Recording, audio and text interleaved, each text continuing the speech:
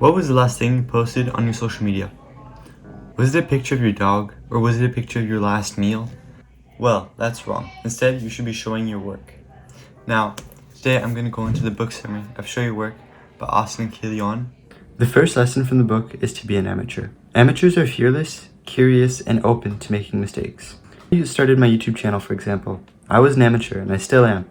And I obviously wasn't an expert, but that's the beauty of it. You see, amateurs are not afraid of trying new things, and even if they don't work out perfectly. You see, amateurs aren't afraid to dive in because they're not scared or worried about what other people think. They're just doing it for the sake of learning, and learning through action. The way to apply this is to start something new today. Just remember, the best way to learn something new is to start and do it. The second lesson from the book is to think process, not product. You see, when a painter paints its art, it has the final art product, but it also has the life that it's messed behind. And instead of just throwing that away without documenting it really, you're missing out on half the art. We often only show the finished product, but Keely says that the journey leading up to the product should be another product on its own. If you're missing out on it, you're missing out on half the benefits. For example, when I'm working on a YouTube video, I find that missing out on setting up all the cameras and the lights like this, even if it's a bit simple, I find if I'm missing out on that, I'm missing out on half the art. So instead, recently I've been trying to take little snippets of pictures here, and even coming up with my script, or even the notes I've been taking, and put some of those on my Instagram that I created. People love to see a process because it feels relatable. Everyone has a messy room, but not everyone has a beautiful artwork.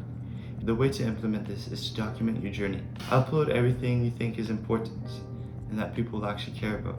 We're going to talk about a way to figure out if you should upload something or not later, but for now, that's all I have to say. Lesson 3. This is most likely my favorite lesson of the whole book. This is share something every day. It doesn't have to be perfect, just a small piece of your process or something you've learned.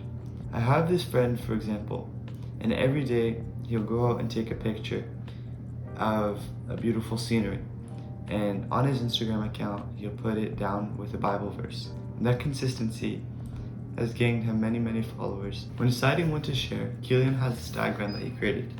So the first part is, should I share this? Second part is it useful or is it interesting? If yes, upload it. If no, don't upload it. And if you're not sure, save it for later, maybe you'll need it. I really like that diagram because it gives you a good graph of what you should and shouldn't upload. Lesson 4 is to open up your cabinet of curiosity. Keely suggests to curate a cabinet full of our curiosities and little things that inspire us throughout our day. For example, I have a couple, I guess you could say, in my room and in the office. I have a whole bunch of things that inspire me. So I have a lot of books up there, and I also have some soapstones, which I think are pretty interesting. On page 74, Keely tells us that in the 16th and 17th century, wealthy people would collect a cabinet of curiosities and show it off. So here's one, and it just has a whole bunch of interesting, kind of quirky things, if I'm being completely honest. But it's things that would inspire them, and then they would show it off to their friends. So the way to apply this is, say for example you get a quote you really like. Take a piece of paper and take a Sharpie and just write it down. I do this sometimes. In fact, I have sticky notes on my walls. I just have a whole bunch of those. However, you can do that, or you could even print it out and just put it on your cabinet, and then capture other things. Maybe it's a picture, or even collect small things like coins or commemorative silver coins, something like that. And as long as it inspires you, it's perfect.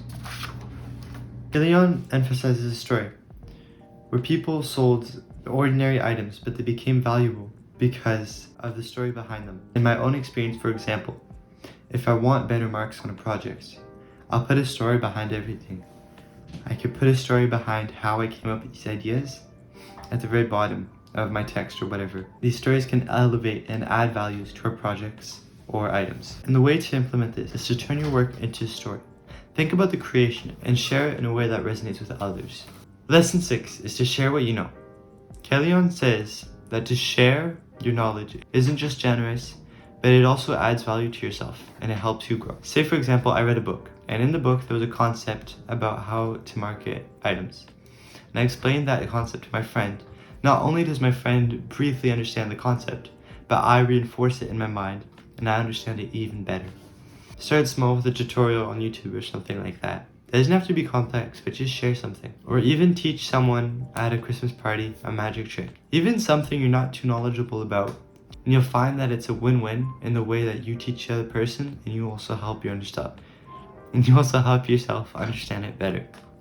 Lesson number 7. Learn to take a punch. Putting yourself out there, like I'm doing right now, will always lead to criticism. Keelan advises that you have to learn how to take a punch. The first time I got criticism on a school project, I felt kind of hurt. I worked hard on it, and in the end, teacher didn't really like it. But over time, I realized that criticism helps me learn, and it teaches me what to do better. For example, on this YouTube channel, when you guys give me criticism, it's not a bad thing, it helps me. And I realized all of this criticism is a chance to grow. However, sometimes there are trolls who want to take you down with them. And they criticize you not for the good, but for the bad.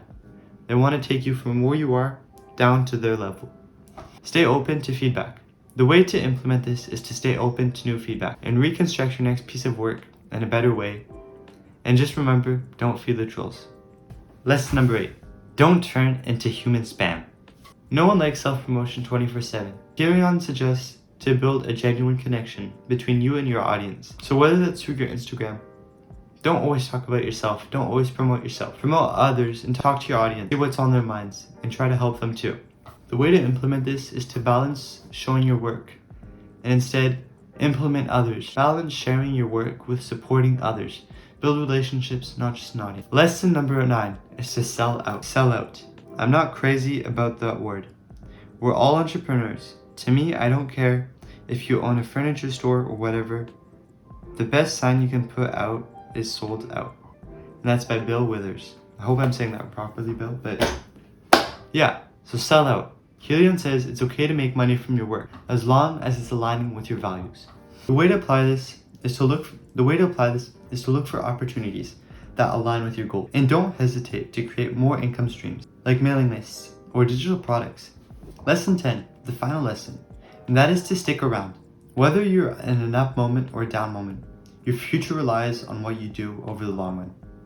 If you need to recharge, it's totally fine. In fact, we should be recharging.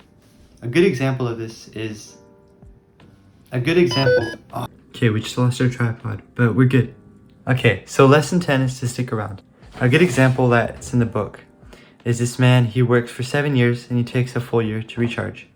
Can't remember the name, but I'll try to list the page in the description. For example, when I feel burned out, I go out for a walk. It really recharges me. No phone, no earbuds, just the nature, and especially right now with all the snow outside. It's almost like a silent room which just evaporates all of the noise around you. It's really beautiful. Or when I feel tired, I'll take a book and I'll just read as much as I can. I'll take a tea and I'll go take a nap. Doesn't have to be very much, just have to take a break. The longer you stay for, the more value you'll bring. Showing your work isn't about being perfect, it's all about being enthusiastic. And it's all up to you. But I suggest you show your work. And I just want to make an announcement.